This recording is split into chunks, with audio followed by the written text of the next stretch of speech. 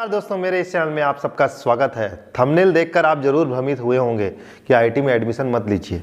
पहले डिस्क्लेमर दे दूं, ये वीडियो आप देखिए और आप कौन से बॉक्स में आते हैं, बॉक्स नंबर ए पे आते हैं कि बी पर आते हैं कि सी पर आते हैं, उस आधार पर उस चीज़ का चयन कीजिए।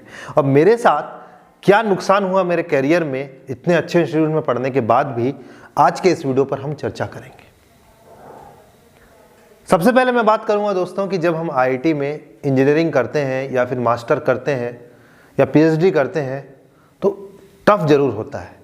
8 से 4 क्लासेस और साथ ही रिलेटिव ग्रेडिंग। अगर आप एक कंपेयर करें दूसरे प्राइवेट कॉलेज से तो आपका जो परसेंटेज है वो काफ़ी कम बनने वाला है, जबकि एक प्राइवेट कॉलेज का परसेंटेज काफ़ी ज़्यादा बनेगा।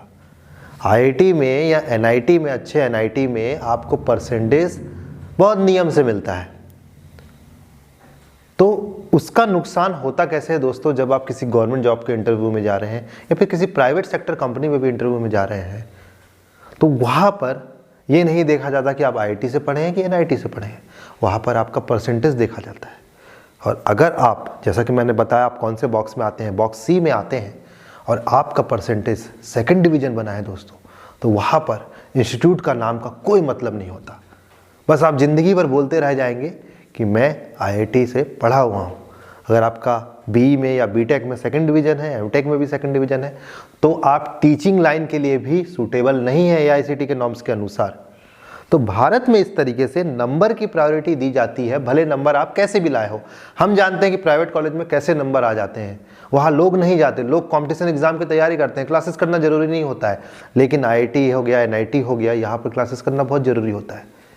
मैं खुद कई इंटरव्यू में बैठ नहीं पाया क्योंकि मेरे परसेंटेज कम थे।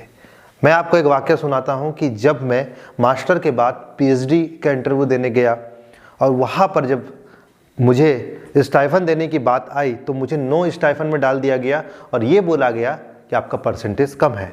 मेरा क्वेश्चन था कि जिस कॉलेज वाले को आपने लोगों ने लिया है वो किसी प्राइवेट कॉलेज से पढ़ के आए हैं जहाँ क्लासेस भी नहीं लगती लेकिन नंबर मिल जाता है, आप उससे मेरे आईआईटी की डिग्री से कंपेयर कर रहे हैं। तो वहाँ पर मुझे एहसास हुआ दोस्तों, एक एनआईटी कॉलेज की बात कर रहा हूँ जो कि आईआईटी की डिग्री को भी वैल्यू नहीं दिया, उसको बस दिख रहा था कि इसका परसेंटेज काफ़ी कम है।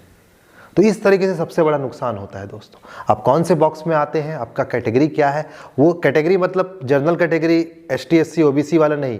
कैटेगरी मतलब अगर आप ए में आते हैं तो फिर सोचना नहीं है, आपका परसेंटेज अच्छा बन जाएगा। बी में आते हैं तो भी ठीक है, लेकिन अगर आप मेरी तरह सी कैटेगरी में आते हैं तो आपको अच्छे इंस्टीट्यूट से दिक्कत जरूर होगी आगे आने वाले समय में। तो मैं आप लोगों से निवेदन करता हूँ कि एनालिसिस करिए आप किस टाइप के हैं। पहुँच तो जाते हैं हम अच्छे इंस्टीट्यूट में, पर हमारा बहुत बड़ा नुकसान हो जाता है। आशा करता हूँ मेरा वीडियो बनाने की मनसा आपको समझ में आई होगी कि मैं क्या बताना चाहता हूँ आपको। तो चलिए मिलते हैं अगले इंटरेस्टिंग वीडियो में। वीडियो देखने का बहुत बहुत धन्यवाद।